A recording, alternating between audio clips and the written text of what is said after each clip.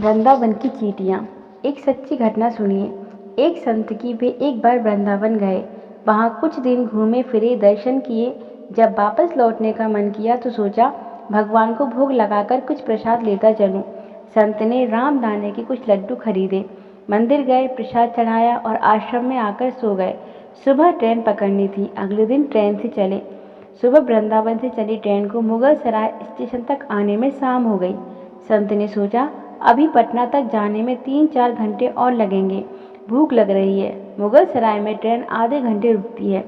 चलो हाथ पैर धोकर संध्या वंदन करके कुछ पा लिया जाए। संत ने हाथ पैर धोए और लड्डू खाने के लिए डब्बा खोला। उन्होंने देखा लड्डू में चींटे लगे हुए हैं। उन्होंने चींटे को हटाकर 1-2 लड्डू खा लिए। बाकी बचे लड्डू प्रसाद में बांट दूंगा ये सोचकर छोड़ दिए। पर कहते हैं ना, संत हृदय नवनीत समाना। बेचारे लड्डुओं से अधिक उन चींटी की चिंता सताने लगी। सोचने लगे ये चींटे वृंदावन से इस मिठाई के डिब्बे में आए हैं।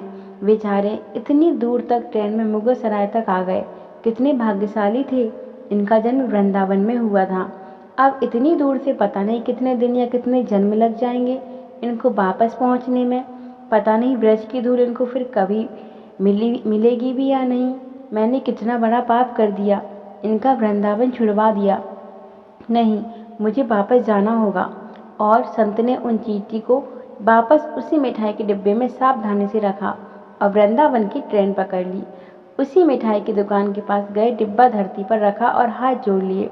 मेरे भाग्य में नहीं है कि तेरे ब्रज में रह सकूं, तो मुझे कोई अधिकार भी नहीं है कि जिसके भाग्य में ब्रज की धूल लिखी है उसे दूर कर सकूं।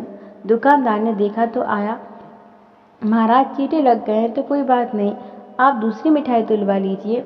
संत ने कहा भैया, मिठाई में कोई कमी नहीं थी, इन हाथों से पाप होते होते रह गया, उसी का प्रायश्चित कर रहा हूँ। दुकानदार ने जब सारी बात जानी तो उस संत के पैरों के पास बैठ गया, भावुक हो गया। इधर दुकानदार रो रहा था, उधर संत की आंखें गीली हो रही थीं।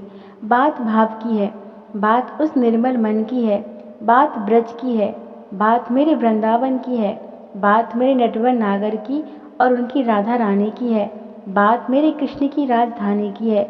बूझो तो बहुत कुछ है, नहीं तो बस पागलपन है।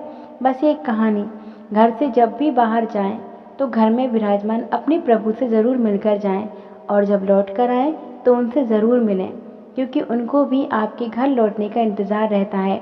घर में यह नियम बनाइए कि जब भी आप घर से बाहर निकलें तो घर के मंदिर के पास 2 घड़ी खड़े रहकर कहें, प्रभु चलिए, आपको साथ में रहना है। राधे राधे।